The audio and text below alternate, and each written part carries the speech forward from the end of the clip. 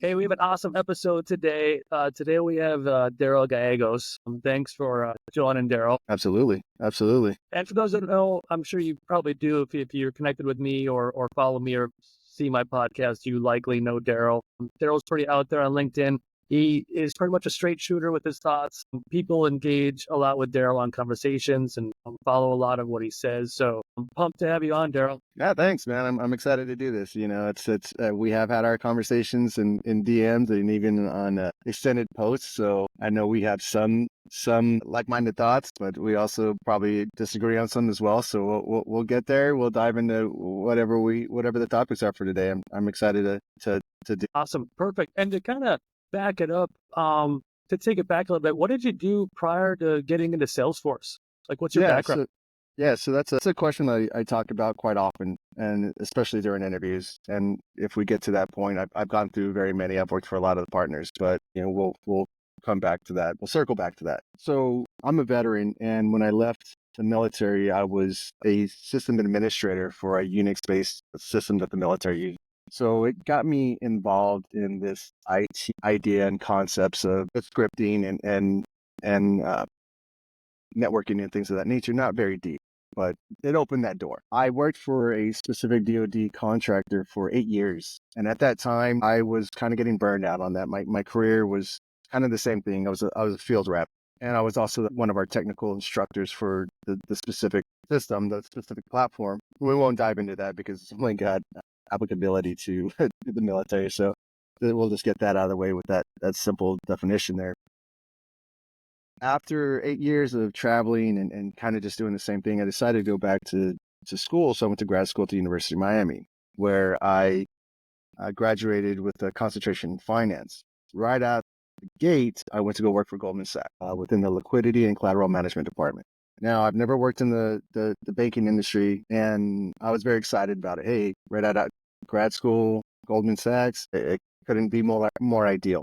So when I got to Goldman Sachs, within the first month, I was really in tune with what we were doing, and I really wasn't impressed, to be honest with you. I mean, it was just a lot of daily tasks, and to be very general about it, either Goldman Sachs owed somebody money or that person owed Goldman Sachs money. It was just depending on the day, the direction of the cash changed. So anyway, with that said, there was a lot of processes and a lot of tasks, as I said earlier, that needed to be done to complete the transaction and make sure that it was reportable and it's kind of operations kind of stuff. And I started looking around and I saw these systems were just broken. A lot of green screen still. And this wasn't even that long ago. This was in 2015, so it wasn't like it was Wow. 1999. So they were still Right. using green screens and not a lot of manual input, all manual input. There was no Jeez. automation. There was people that were punching a keyboard at some point in the process, and a lot of kind of shoulder tapping somebody or emailing them. Even I don't even remember if we were using any type of communications application like Teams or Slack. But anyway, seeing a lot of this broken applications, it's concerning, especially for a bank environment, right? Right. Right. If you just have this kind of over the shoulder second person supervision, you input something wrong, it could go really wrong in a lot of different ways. And so I kind of started questioning it to the point of why don't we fix that? Why don't we fix that? Just because technology is very interesting to me.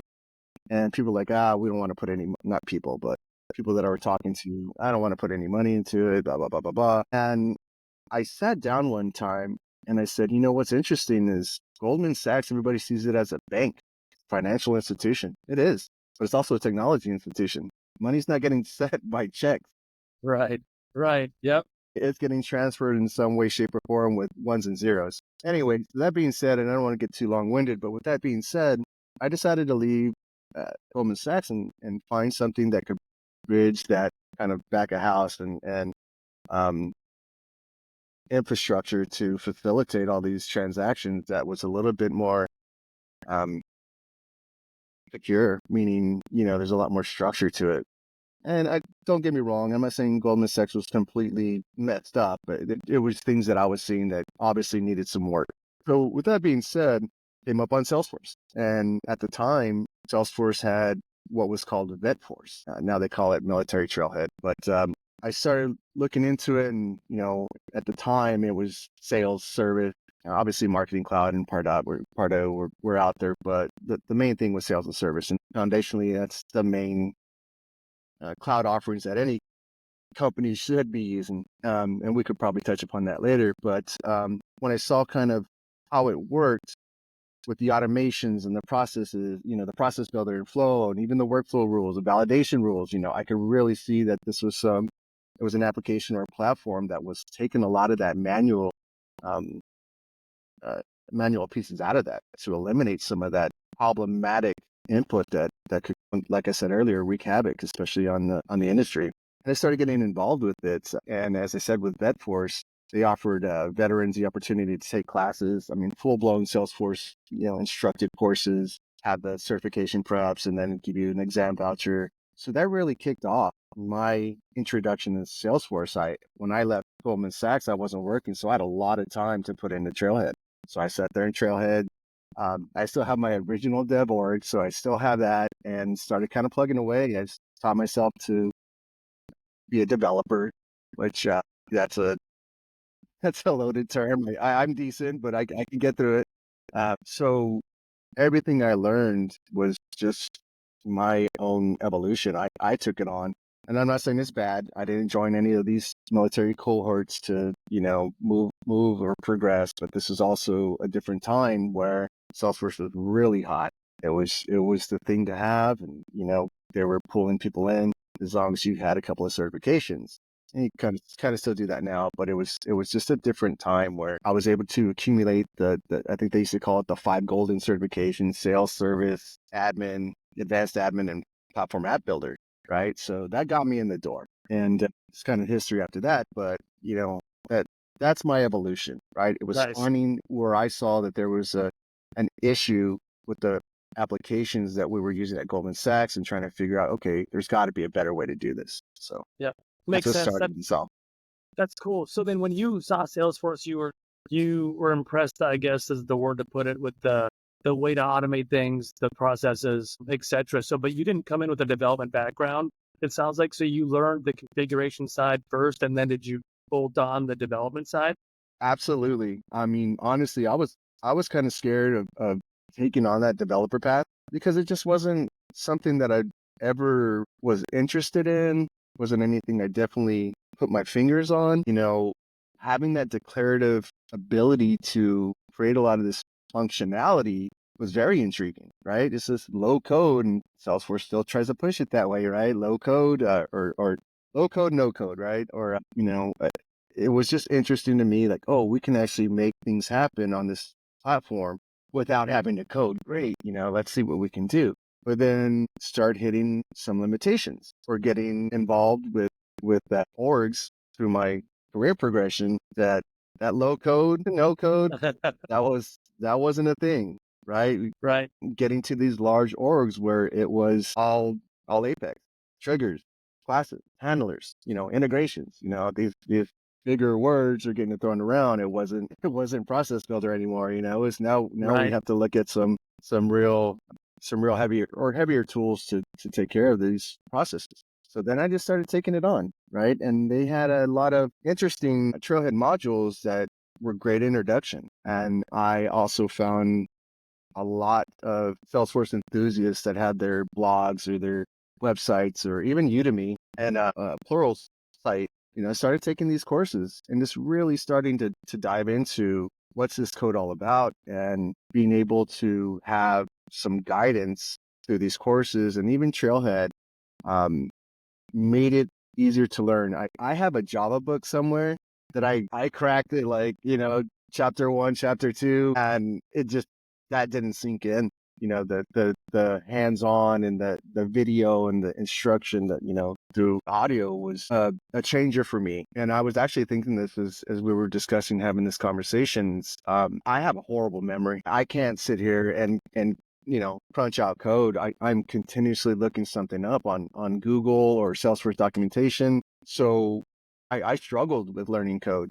But now, with all the availability of what's out there on the internet, it's easy to find, whether it be a GitHub repo or a blog or a trailhead or something like that that is able to, kind of solidify that information, but also give you enough information to move forward as well. So it was an obstacle, but I think I got past it. And as I said, with all the availability of resources, it's even easier. Interesting take on it, because the memorization versus the skills and ability to, especially in the Salesforce ecosystem, there's so many different aspects of it. There's so many different clouds, right? Sales, service, marketing. There's Apex, there's development, there's configuration, there's flow. There's so many different things. Do you feel it's, I don't know what the right word is, more important or valuable, or people listening trying to maybe move forward with their Salesforce skills?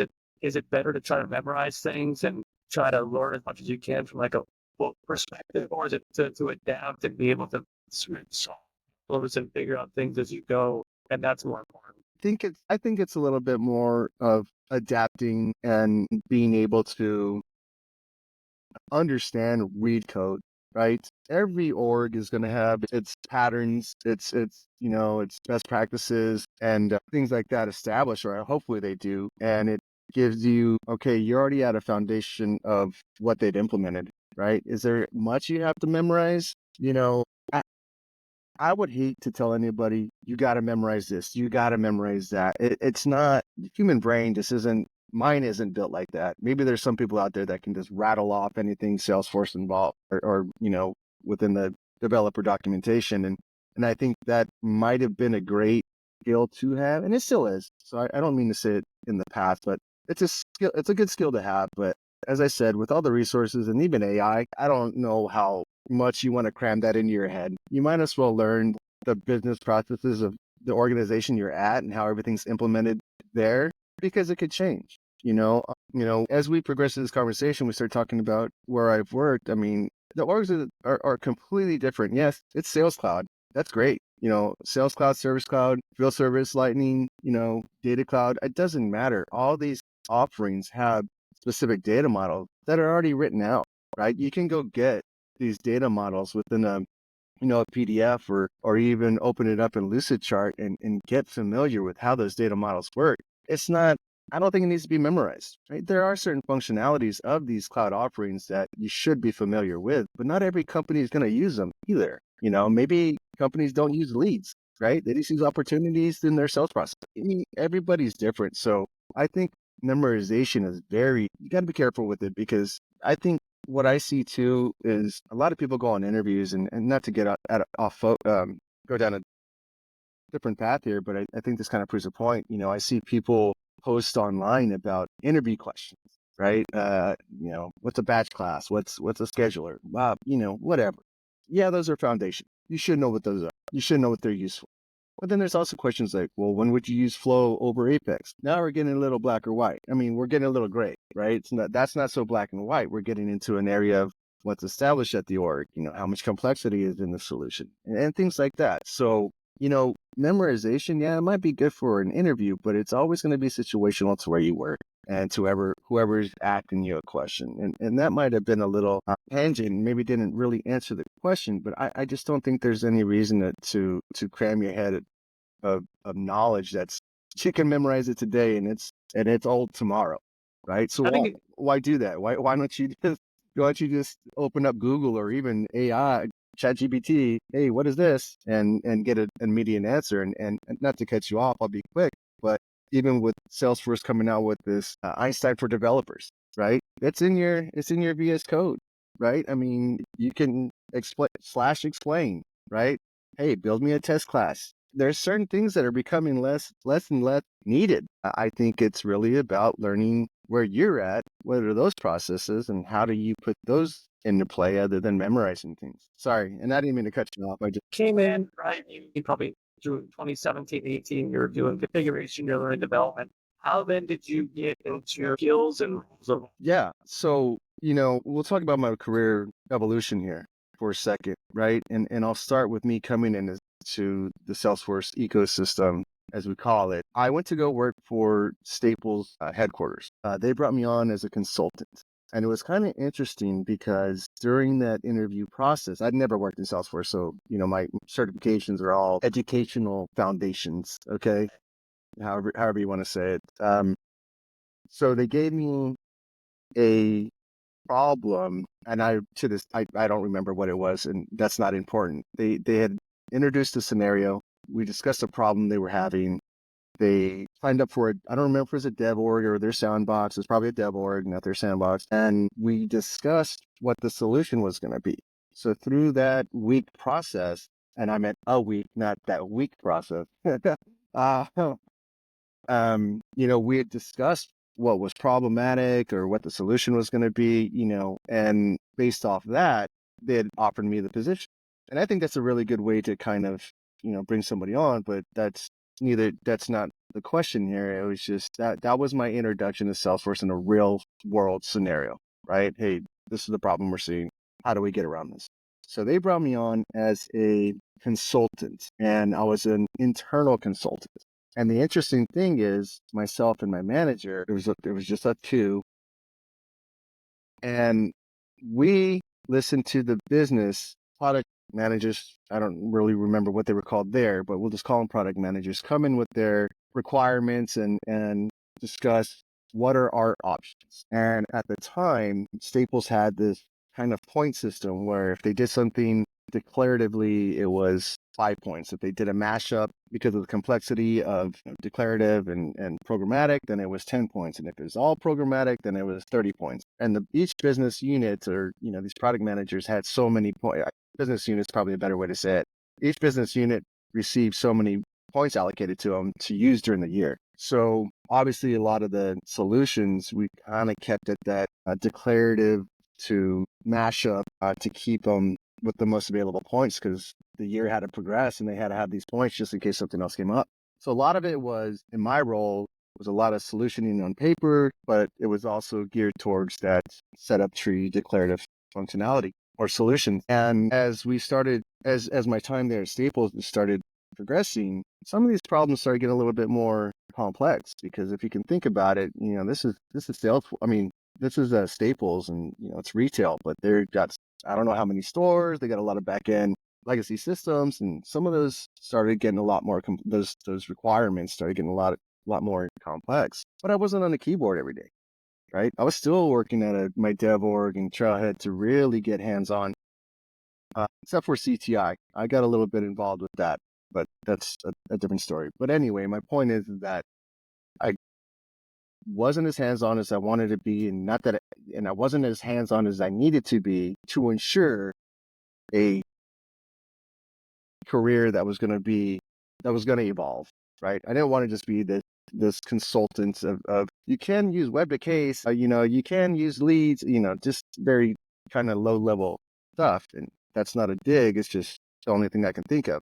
Get your So hands dirty a little more than just exactly, giving advice. exactly. So I moved over to another company called Sovereign, and they are an ad tech firm, still in Colorado. There, I was the admin, I was the developer, the change manager. I was just the Salesforce guy, Salesforce person. And a lot of it was declarative until they decided that they wanted to somehow. They used to use a off-platform community. What was it called? Discourse, I think is what it was called. And so I had done my first integration to come into Discourse, match up the members of Discourse with the contacts in Salesforce, and make sure we flagged them to ensure that we knew in Salesforce who was a community member in Discourse. And that was my first integration. So that was a learning experience, right? I mean, it was just, and it wasn't difficult, and it was before AI, so I was just kind of sweating a little bit, like, can I do this? And I got it done. And through little requests like that, I was getting my hands dirtier and dirtier, right? So I was uncovering really what my skill set was, and a lot of research, a lot of documentation and things like that. But this is a very small org of Salesforce.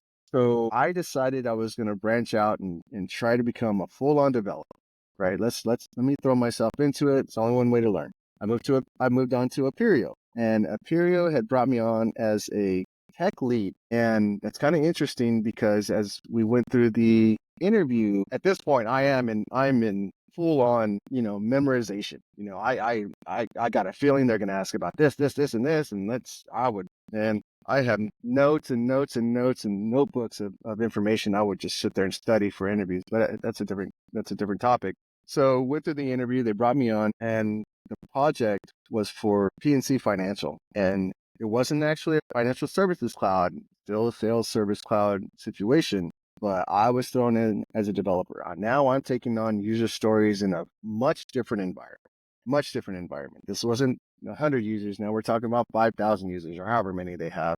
So you can imagine that the complexity and the platform itself was just a lot bigger scale. So absolutely, that's that. Here's your user story. You got 2 weeks to get this done. So okay, so the sweat's really coming down, but it is what it is. You kind of have to be comfortable being uncomfortable. That's a different topic, but I put myself in that situation. I determined I was going to figure it out.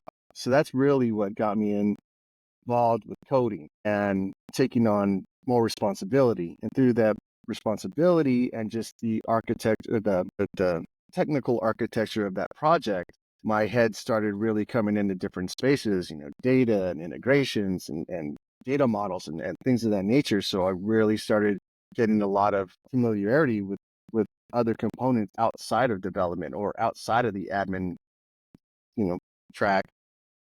And through that, once again, started taking on these trailhead modules and courses and things of that nature, and just started going down that path of those certifications. And it was because of that introduction to an environment like that where I started seeing it's important to know a lot of these other pieces of the pie, because at this point, these are just kind of concepts in a trailhead module, but now I'm seeing them put their use. So that was a lot easier to learn as to see what they're discussing and then being able to apply it to where I was at. Not necessarily apply it, but go look it up and look through the org and see, okay, this makes sense. So through there, I was at Aperio, and Aperio was going through a change. It just got bought out by Wipro, and people started dumping ship for whatever reason. That was a long time ago, and I don't care. So I started seeing a lot of the management team leaving, and it worried me. Like, hey, this doesn't look good. I don't know where this is going. So I'm on the I'm looking for a new role. And I said, you know what? I'm gonna start applying to some of these architect roles, right? I don't.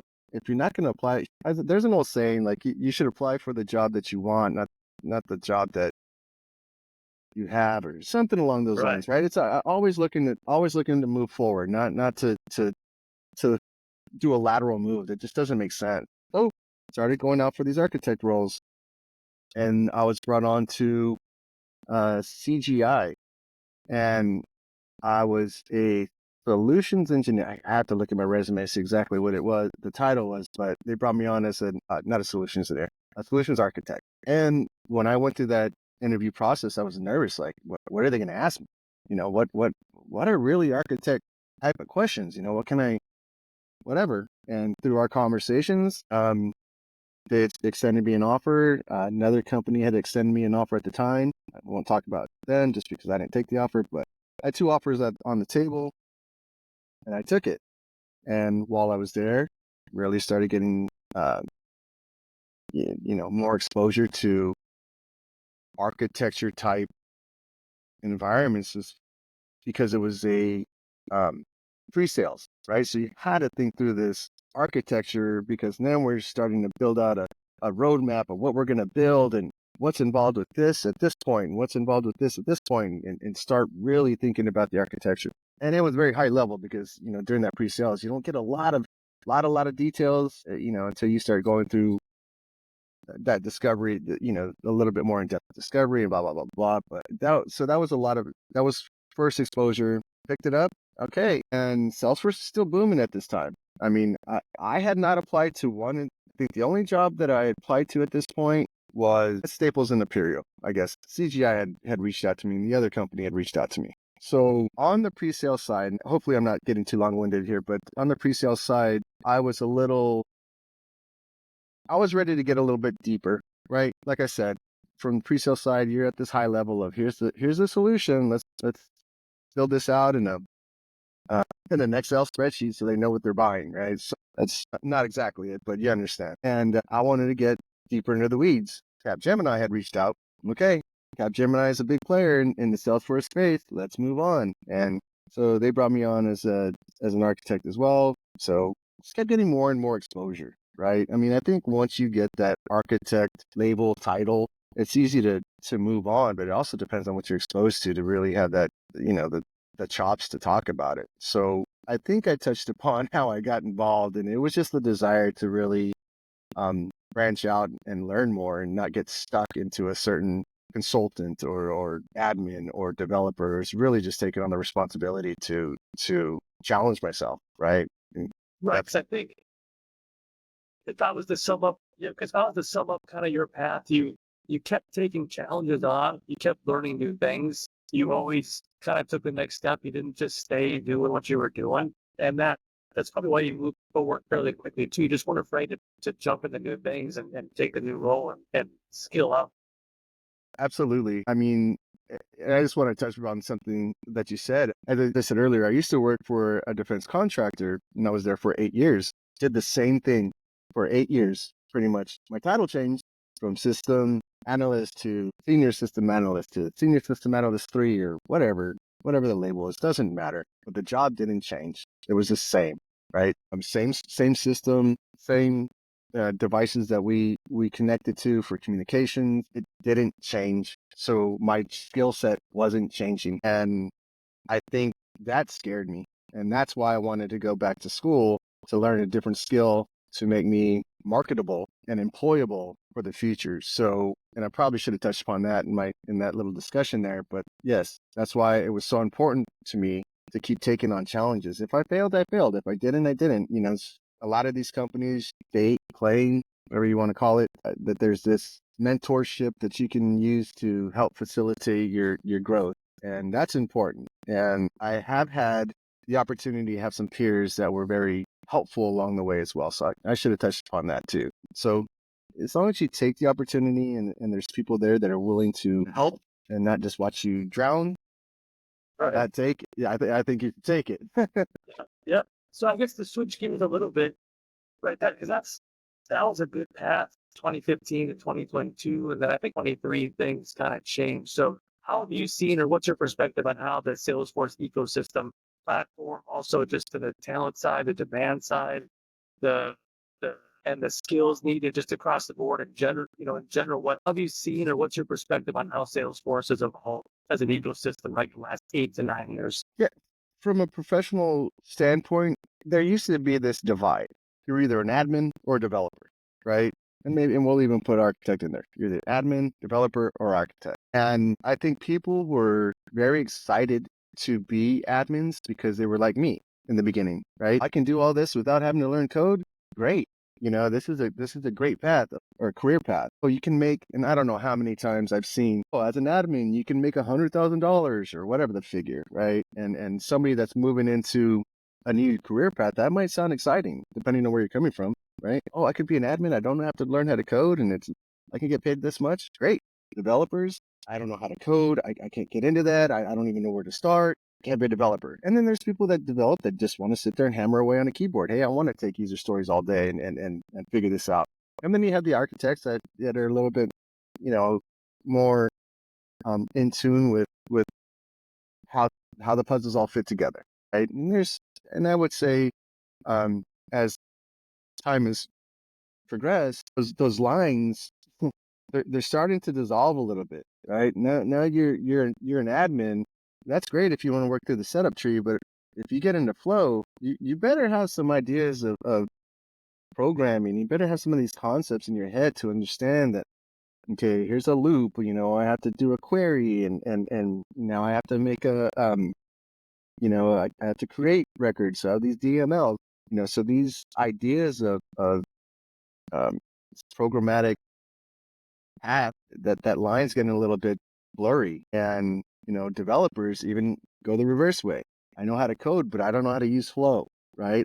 So now I got to start getting into that little admin path. And those are very contrived scenarios, but I'm trying to prove a point, as Salesforce has grown as a platform, you can't just be one or the other. You have to have that skill set of being able to jump in wherever you may need. I have never been on a project where they have dedicated admins, right? Oh, okay, here's user story XYZ. Who's the admin that can take care of this? It's just you get one, you have to be able to take it on, right? You might be able to raise your hand and take it on at your leisure, but it might not be that way either, right? You might just start divvying out things to do. And then even going in the other direction, as an architect, developers have to be a little bit more in tune with what does our architecture look like? What does this whole org look like? What are we connected to? I mean, you should at least, as any one of those roles, really should be in tune with what that org is all about and what that infrastructure looks like in the back end. What do those legacy systems look like? Detailed wise, you don't have to jump off the deep end, but having all that knowledge just makes you a bigger asset, right? When we start talking about careers, you should be, not you, but people should be very mindful of how much of an asset am I, right? So if you can do the admin work and you can do the development work and you have that architect, you can jump into those conversations and add value, then you have a solid career path, right? So I guess what I'm trying to say is that there's no more there's no more lines anymore.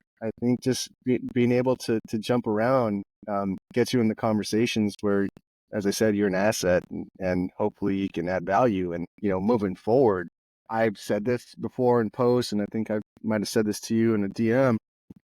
Understanding the business is even getting more important. And not to jump into Agentforce now, maybe we might later, but just to touch upon it a little bit, when now we're building out these topics and instructions and actions and things of that nature to build up our Agentforce capabilities, you really have to know the business to determine what could the questions be, what actions do we need to resolve those questions and take us through this orchestration of processes. And so having an idea of those processes matter to ensure that you, once again, can stay involved in those conversations. So the more and more Salesforce starts implementing these Agentforce and the Einstein for developers, we talked about that, kind of briefly before we started recording, the need to have all this full-blown technical, mental capacity I don't want to say it's diminishing. I'm just saying that, being able to jump into those business conversations and not just talk about, Apex, it's important.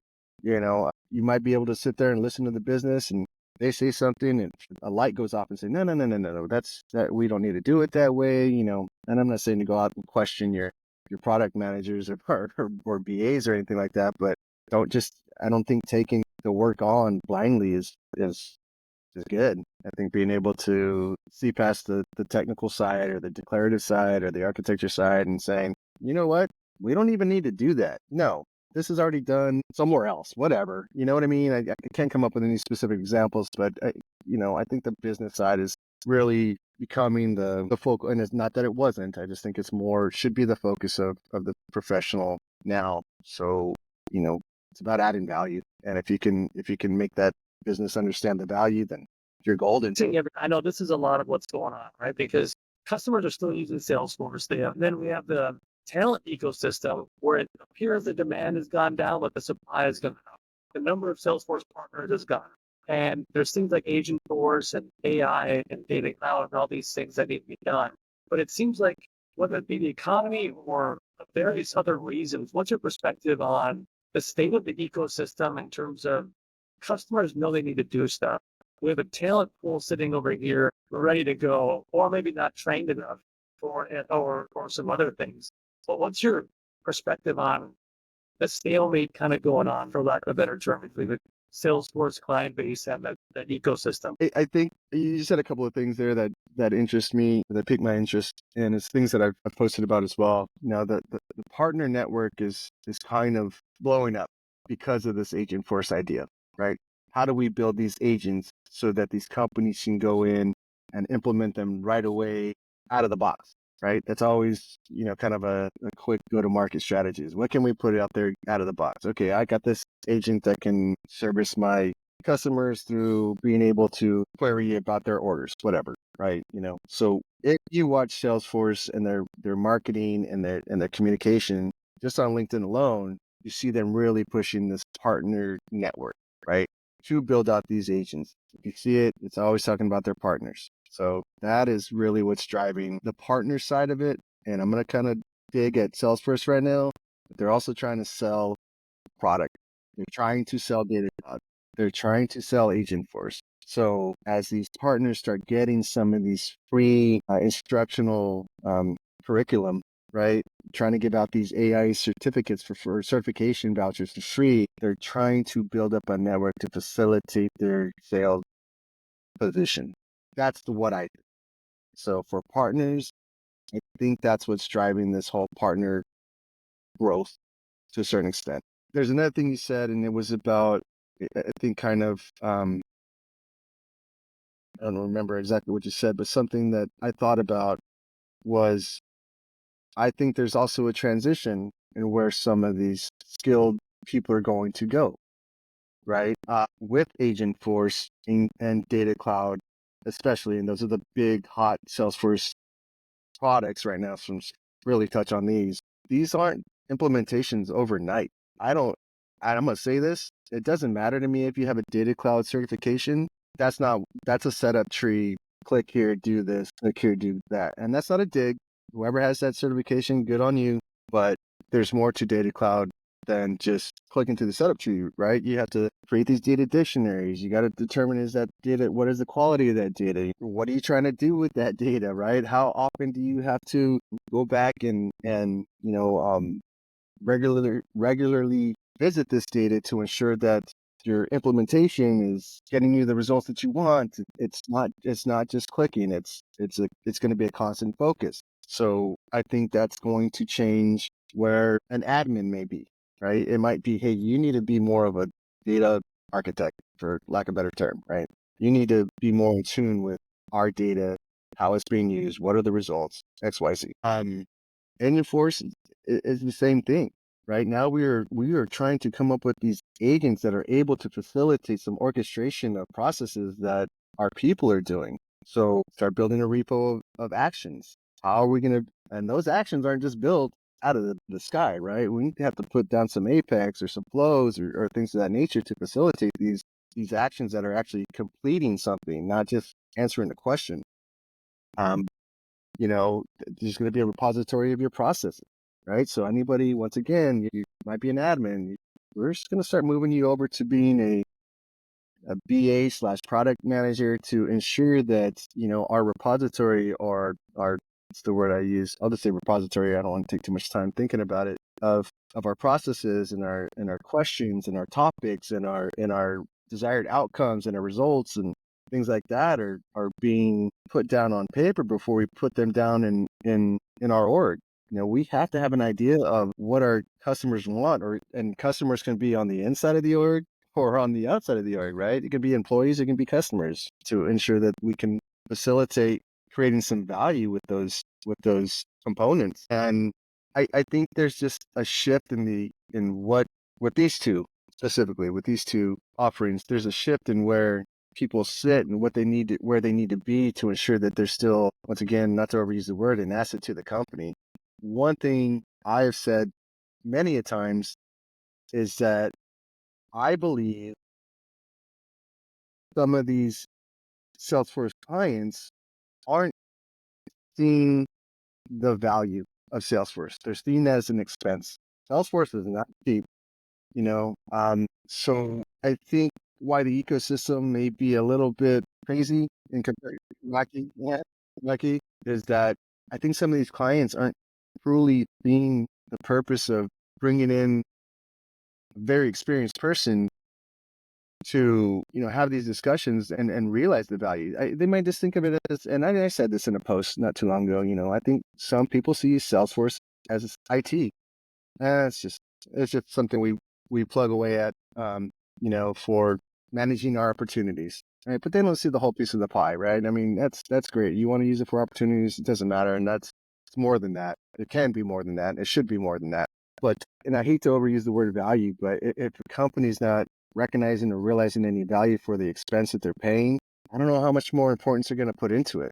I mean, it's very weird because in 2020, 2021, people in my position, like I said, I wasn't filling out applications. I was having, and this isn't to be arrogant, I was having, recruiters reach out to me. It was Capgemini, MTX, Simplus, CGI and Deloitte. I had a position with PwC. I mean, I didn't end up working for them, but they reached out. My point is that there was something extremely different during that time than it is now. And I don't know if it took that time frame for these companies to go, we're not recognizing anything out of this. Either they're not revisiting the results on a regular basis, they're not using it to the potential. They're using 20% of the platform, and that takes a lot of the business, to have a vision and a strategy and to communicate that, to ensure that the product managers and the BAs are really following through with what that strategy is. You can't just talk about what Salesforce can do. You need to know what your company needs it to do, right? Or what's it there to do? And that comes down from whoever decided to purchase Salesforce. Why do we have 5,000 seats? Said a few different things, right? It's the economy, right? The CFOs are opening the purse strings. And then I'm like, well, maybe the economy actually isn't the problem. Spending money isn't the same value. People will invest if they're the return on the value. They'll find the money, right? If I say I'll give you 100, you give me $100, I'll give you $1,000 back. You'll find that $100. Yeah, I agree 100%. And I think you said it a little bit better than I did, but that's what I mean by value, right? I mean, all they're seeing is they're only seeing the money going out. They're only seeing, man, first it's costing us $50,000 a month. How much did it really? What was our return on that? And maybe there might not even be somebody there going, calculating that ROI. They're just, it's doing okay, right? I mean, I don't. I'm being very It top makes sense. level or high level with it, and that's another thing that needs to be visited regularly, right? And I think I said this in a post the other day. Every sprint, right? Every sprint is ended with a demo. Oh, this is what we build. This is our new feature. It could be 1, it could be 10, it could be 50. It doesn't matter. But at the end of that, these product owners or BAs should be communicating. We built this because of XYZ. Not just show you the functionality. Give me the story. Why did we build this? What person is this supposed to accommodate? Is this for our customers? Is it for our internal people? Is it what is the expected result? Where is this going to save us time? Where is this going to create value? What is this doing? And if people start seeing these, I haven't seen that in a sprint. I really haven't. And either I'm not remembering correctly, but most of the sprints I've seen have been, here's the user story. I don't know, the rep needing quicker availability to customer billing, whatever. And then they'll click, click, click, click. There you go. But they don't discuss what that's really doing, right? They just discuss what that user story was to build. I think there's If you watch demos, everyone just gets nonchalant, right? It's every 2 weeks, every month, and it's like, here's my story, the developer, whoever shows it, and then it's like, looks good, Pam. Thanks, Jeff. Right, and that's it.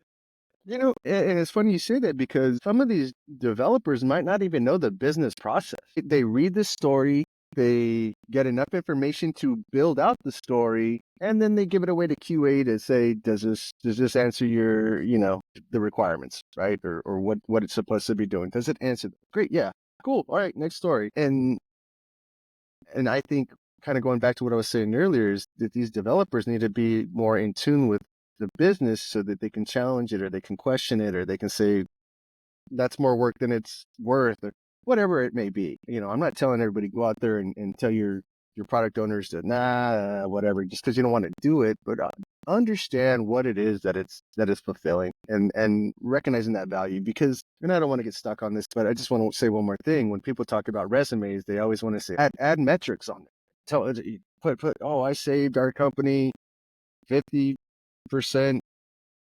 blah blah blah. Did you really, or are you just saying that? Did you recognize it? I mean, that's where your value's at, and that's where these product owners and BAs and the business unit, whoever comes back and says, hey, last month we built this or last month we built that. This is what we saw from that. Great job. Whether you want to put on your resume or not, it solidifies that those people that are doing the work are actually creating something that's, as I said, usable. That's really creating that return on investment. I think I'm kind of hammering away the same Makes sense. ideas, but I just think it's very important. And I haven't seen it in any of the sprint demos or whatever part of the agile process. I just haven't seen them. And I think those need to be more in your face so people know what it is that they're doing as opposed to just taking tasks. So the current ecosystem, right, it's a little bit frozen, especially the last couple of years. I know you talk about it on LinkedIn as well. And there's a lot of these topics we're talking about. So what do you think the key is to first trying to start investing more, hiring more salesmen? Is it the clients that are just not understanding what they want to do next? Is it that the talent ecosystem isn't up to snuff and they're just not talented or good enough? Is it Salesforce and partners not communicating with the clients on what Force is and what Data Cloud is, and not doing a good enough job explaining value and selling the customers? Because I see it as like a three-way thing. It's like the meme of the three Spider-Man, right? It's like we're all looking at each other. I think you said one, and I'm going to touch upon that real quick. The data cloud comment. For the longest time, people were confused what data cloud was for. What's it doing? What do we do with it? Right? Right. They just were. I wish I could Because open up some LinkedIn. MuleSoft, right? The point I'm trying to make is that there was just so much confusion with what it did that even the Salesforce communication on it wasn't that great because people didn't understand it. And I think people are starting to understand it a little bit more. That took Dreamforce to pull out, maybe it wasn't Dreamforce, but there's a car, Aston Martin came out and showed what their use of Data Cloud was for. And I think people are like, well, hey, it's Aston Martin, so you're already going to get attention, right? But that really started being like, okay. And then they started showing use cases. Dreamforce, I wasn't there from what I've seen. They had somebody from Fox Studios, Paramount Studios, whatever, somewhere in Hollywood, discuss what they use Data Cloud for. And people were just, oh my God, you can do that? I mean, what can it do are a little bit more important than putting out a bunch of documentation and diagrams out there and saying, this is what it is. Once again, I don't care about the setup tree, right? This is about what can we do with it? How do we add value with this? So that's that. But back to, your question, it's communication, right? The person that decides to purchase Salesforce at company X isn't the same person that's having the conversations with the people that are implementing the Salesforce platform, right? So that communication somehow there's a blockage to it. And I kind of said something about it earlier. It's just you have to make that strategy and that vision just available, So as I said earlier, so what it is that you're working for. And I just think that there's just a lot of missed opportunities to communicate what Salesforce is there to do. That Salesforce has the other success team, right? They come in, they talk to, let's just say, C-suite level person. But what I mean is the person that's actually making the decision to buy the platform. They show them a demo, right? They show them this demo. Salesforce has every single resource they have to build out a demo for whatever vertical, doesn't matter. They're ready for it. Show it to the client. They'll brand it, instead of, Starbucks, next week it says Pete's Coffee, whatever. They got an opportunity to make it look pretty, put all the bells and whistles on. I think the person in charge of purchasing Salesforce gets excited about it. And there's more communications. I'm just hitting on the easy to point out stuff. They get fired up about it. They go have their conversations with whoever. They make the decision to buy it. Then the people see it. Business units see it. You got that product owner that's going to the business unit saying, "What do you need?" And they're going to their, admins, developers, talking about that. I'm being long-winded about it. There's a long chain. There's a long chain of people that are involved with bringing Salesforce to life, and I just think a lot of that communication it just dies. I think the real part of it just doesn't come out. It's just here's a user story, here's a requirement, and once again, that also comes back to what I was saying earlier. Tell us what the results is. What's the desired outcome of this? It's not just put it together. Tell me what it's for. Show me how to use it. And so is that one of the reasons why what I consider the talent ecosystem and market got diluted a little bit, especially with salaries, rates? How did that stuff, if anything, impact current job market and the current talent ecosystem from like available jobs, rates, salaries? I think the way that I would answer this is that Salesforce has become this very popular career path. And I think I touched upon this earlier before we started recording, is that it's almost cool to say that you work in Salesforce or for Salesforce.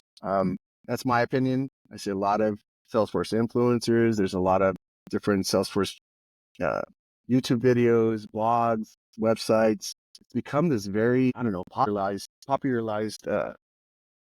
career path. I don't know how to say it any better than that. And people run out and get their certifications. And these certifications, there's always the debate on are they worth it, right? But it sets a foundation of somebody's knowledge, or it's supposed to at least, right? And as John may have, you know, 14 certifications and he's at rate X, Sally has 17 certifications, he's at rate Y. Those certifications I see are opportunities for a company to say they can get the job done. This is proof that they can get the job. And depending on the interview process, that's going to change from company to company. But they might see John's overpriced. Sally's got more certifications. She's willing to do it for X much less. And might not have used the two different genders on there, but that wasn't the point. My point is, they might just see a person as capable of doing it, and let's get them to keep our costs low. So that's the goal of every company, right? Let's keep our expenses low so we can recognize a little bit more return, more revenue or profit, blah, blah, blah, blah, blah. So I think the certification idea has created this bloated idea of everybody's an expert. I think the expense factor has brought down the whole labor pool rate to get anybody to take a job because they need a job. So once the majority, or let's say half the people start taking lower rates, then it just sets a different market value, right? And it's just becoming this spiraling effect. I this is one thing that I post about all the time. It's the rates and the salaries just going downhill, and the responsibility has not. If anything, it's getting bigger. Now you have to deal with AI and security. I mean, security's always been a thing, but now it seems like it's even a bigger idea now in the ecosystem. AI, you have to stay on top of that, and Salesforce is coming out with new features that you're continuously evolving. Things are getting more complex, not easier, but then it's illogical for the salaries to go down as the expectations are going up, right? I mean, we're passing by each other, and companies are not. Hate to keep hitting on this. They're just not recognizing that value. So why would they pay for it?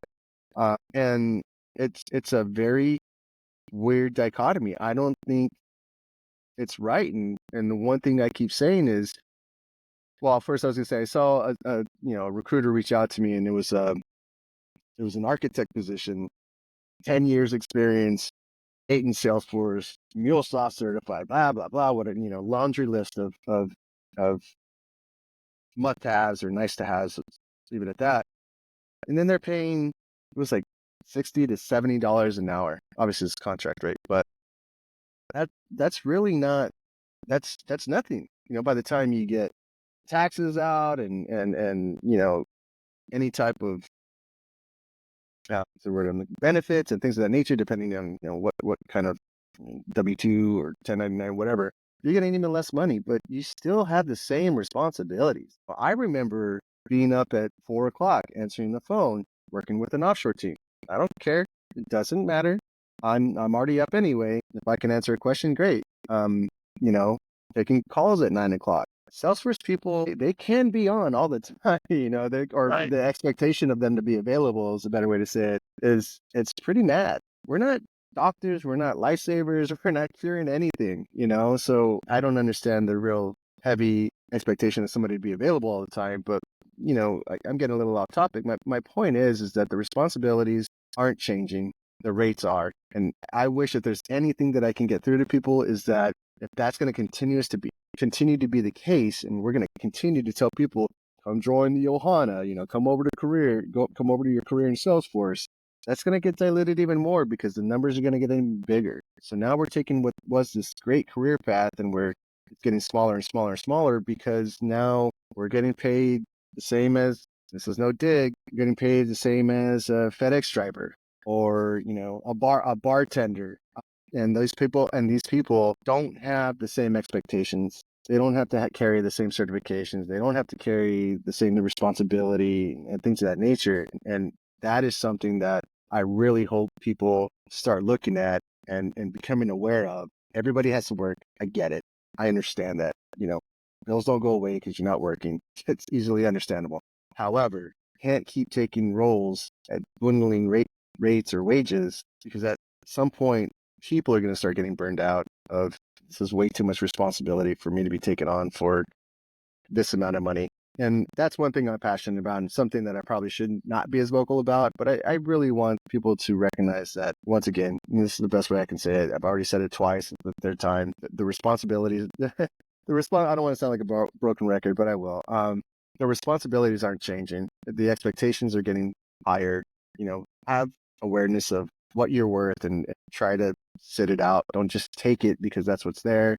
It does nothing for the career path as a big community. Just cycle, do you think then, like a self-fulfilling prophecy type of scenario where customers are trying to get again, assuming all certifications are kind of equal and there's a lot of people to choose from, choosing the cheapest, they bring them on and they're not getting the results that they want to get using Salesforce, which means they invest less.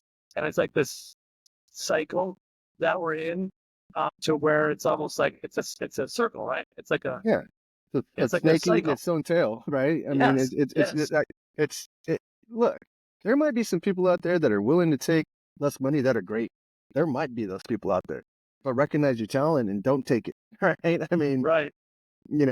But again, what companies need to understand as well is that if you want great output, you have to find those people that are willing to bring in a different vision, a different idea, a different mindset, a different experience. And those people might be a little bit more expensive, but hopefully with those people, you're also not redoing the project because, this is all, it works for a year and then after that it's broken because nobody really goes back and visits it. They say it's done. And it's stupid. You got to make money. You got to spend money to make money. I get it. And companies need to realize that. I mean, and that's one thing that I hear a lot of my posts about the salary issue, or what I see as an issue, is that people always make the claim that, they're going to pay for the lowest, they're going to pay the lowest wage, so they're going to get the least experience. So they're going to have to come back and revisit that project because, it wasn't done right. And that's that's the case for a lot of things. You might take your car to the cheapest mechanic. They forget to put your oil cap back on. Your car blows up. Stupid Right. example, Yep. but I'm just Yep. I'm making a point, right? I mean, and hopefully these interview processes are weeding out knowledgeable from, not as experienced, and it's not just the figure of money weeding out, the most experienced. That's just one thing that as I said, I cannot put my finger on it. Companies they're making money. I'm not going to sit here and pull up financials for anybody, but, it goes back to, they're not recognizing, they're not getting that return on investment. I think some of that leadership might be on that idea of, well, we're throwing good money after bad. Like, well, why do we want to keep putting money in it? We're not realizing anything from it. I mean, that I understand. Like the Tom Brady is more expensive than Right. you can go cheap, you're gonna get your butt kicked. Right. Ski lessons, right? The average ski instructor, you're gonna really be an average skier. It's it's like that with anything, I mean, if Yes. I just think I'm not going to call it any, I kind of do. I won't say any names, but I remember a couple of years ago, somebody had reached out to me about, I'd made this post about external objects from this dev org of SAP that I had, created some Lightning Web Components to surface this information, blah, blah, blah, blah, blah, using external objects. The post kind of had some traffic, and somebody had reached out to me. How did how did you do this? This is something we're thinking about at or this is a project we're taking on, or something of that nature. They couldn't figure it out, or there were some questions about it, and I'd answered back, and this person was like a VP of Salesforce, and it doesn't matter the company. I don't want to call this person out specifically, but even something like that, external objects it's pretty much declarative, man. I mean, it's not that difficult to research and think through, but you have this person in this VP position or whatever position they were in that didn't have enough knowledge to think through this idea. And it really makes me question, like, what is it that you're doing over there if something like this is going to kind of trip you up? I'm not saying he was tripped up. It was, Right. but just something as stupid as that. Like, and that might not have been a great example, but my point is that, everybody's going to have different experience. Everybody is. So companies need to try to gear their need towards the experience of somebody. And I'm not trying to self-promote here, but, as I said, I've worked for Cognizant, CGI, Simplus, MTX, Deloitte, some major players in the ecosystem. I have seen aerospace defense. I've seen retail. I've seen government, state governments. I've seen communications with AT&T, finance with PNC Bank. I've seen a lot of these verticals and a lot of these industries, right? If a company is looking for a financial expert, don't go hire somebody that's, specifically worked on a financial services cloud. That's great. But, does this person have that background of financial services or an idea of it that can come into play within the conversations that are being had? Right. And as I said, that brings out, the ability to, and I keep using the questioning and challenging what's going on, but it needs to be done. And I think the best person should win out. It shouldn't be the cheapest person. That's just the best way to say it. And if the rates are going to get cheaper and cheaper and cheaper, salaries are going to go down and down and down, and it's just going to become a dogfight. Yeah, Yep, I agree. It pretty much everybody's. is. Yeah, I think so. And I've commented about it a lot, and I hate that to be my continuous message, but I think it's one that needs some visibility too. Things heading. What's your prediction? I think, I mean, obviously, trying to put my thought together here. It's a currency, right?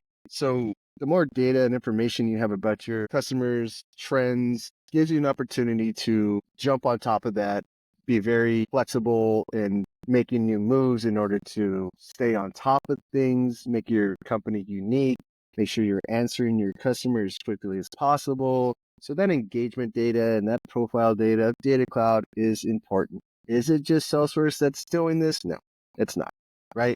Data Cloud is getting traction because of that.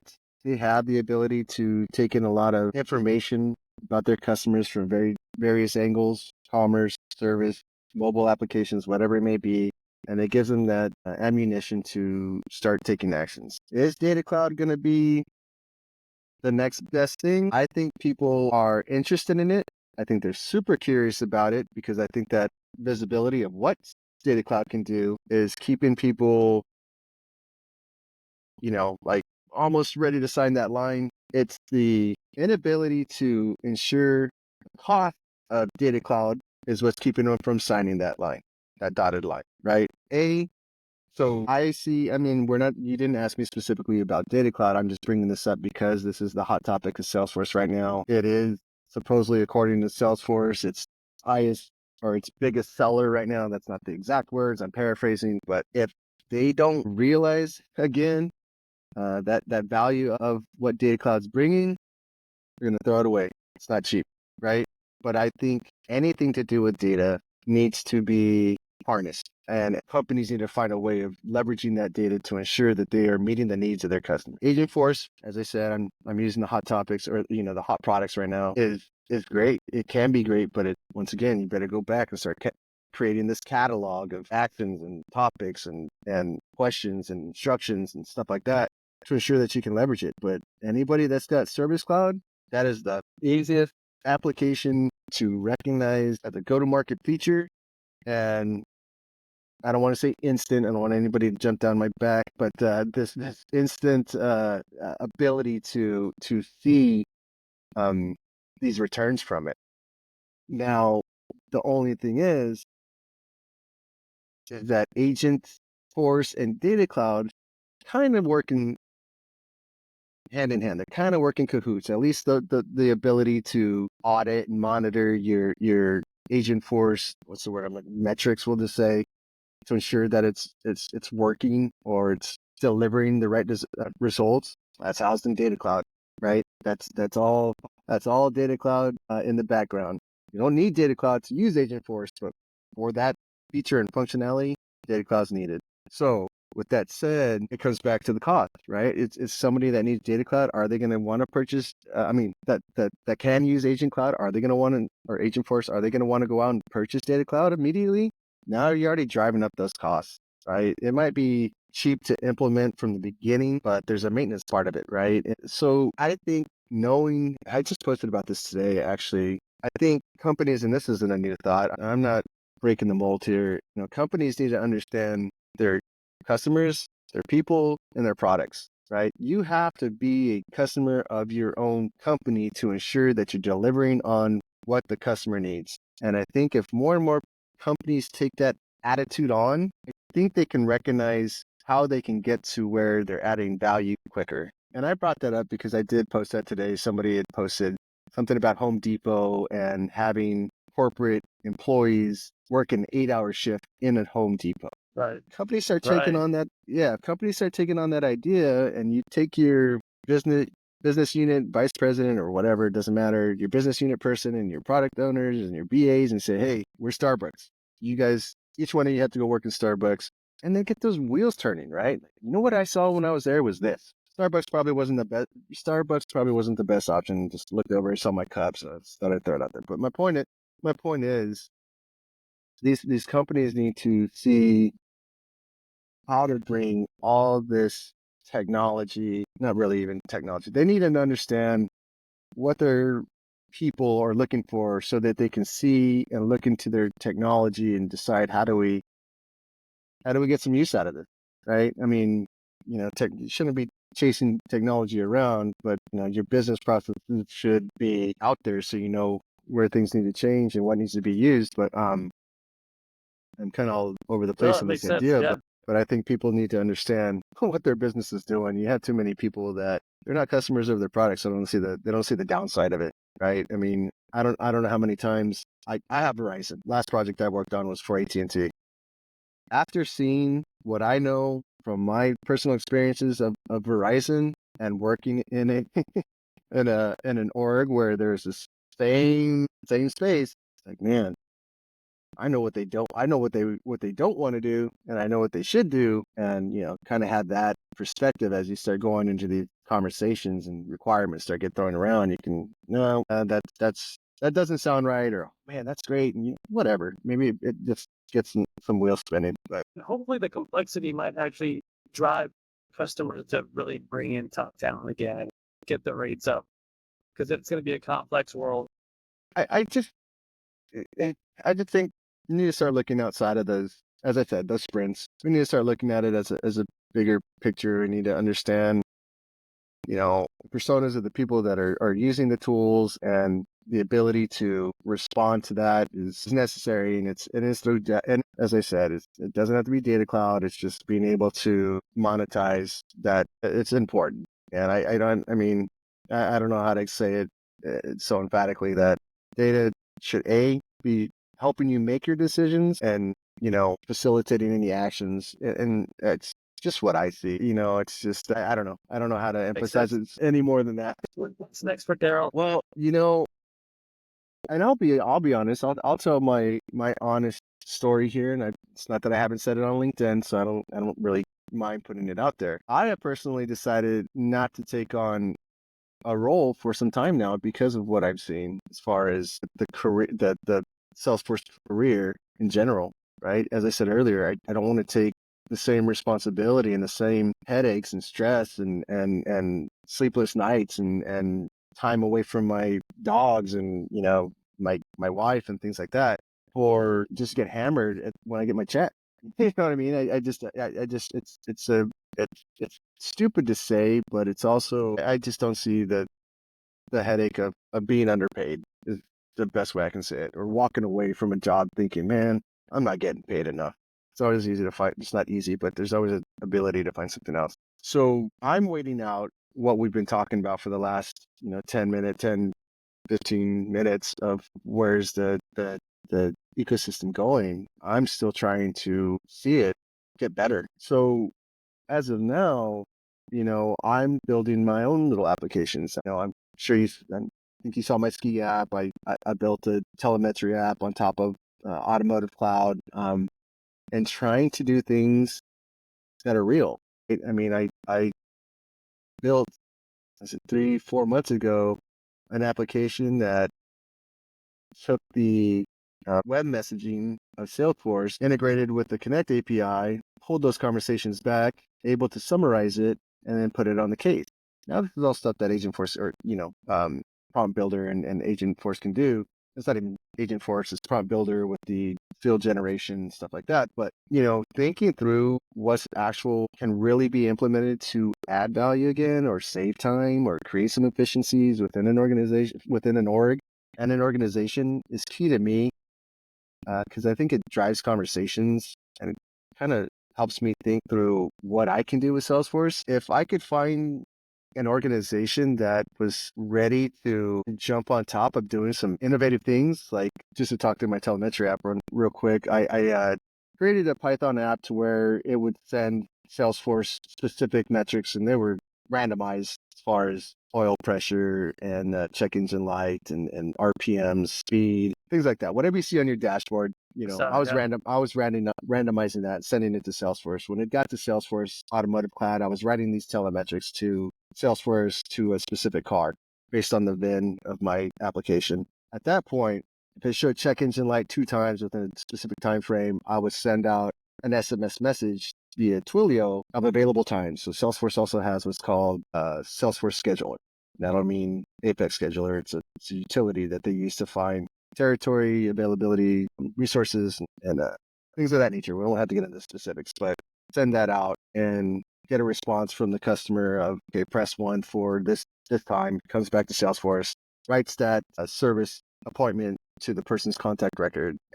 Stuff like that make service industry specifically in this case a little bit more effective, a little bit more efficient. And it's just companies need to think through that. And, I know I'm kind of getting off on my apps. It's just what I've been doing to keep me involved. But until I see companies really wanting to make changes like that and not just bells and whistles, and it's hard to tell, right? I don't know what the company wants to do until you get there.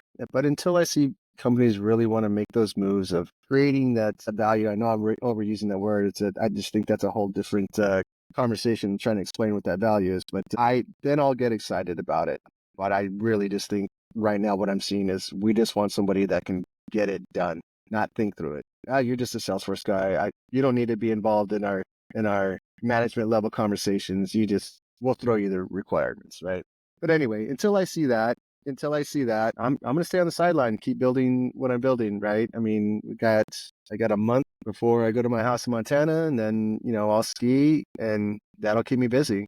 I just think that, as you said, and as we've talked about, that the ecosystem and the career path is in a very weird space. I wish, and this is to anybody that's watching this, I hope you people get on Salesforce and talk a little bit more about what you are doing as opposed to what Salesforce can do.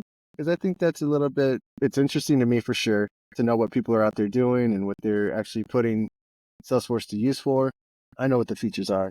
Doesn't matter. I'd rather hear how people are using it. And once that starts becoming a little bit more of a conversation or a topic, I think we're not doing ourselves justice. I think we're just kind of going through the motions. Station, I really appreciate being on the podcast today. Hopefully we can do another one in the future as well. I appreciate the invite, man. Thinking and throwing around real conversations. And like I said, I don't need to know about Agentforce anymore. I can read about it. Awesome. That was rude, but my point is that, I hope people actually start talking about what's real. That'd be cool. Awesome. Thanks a lot, Darrell. Talk to you later. All right, buddy. Thank you. See ya. Bye.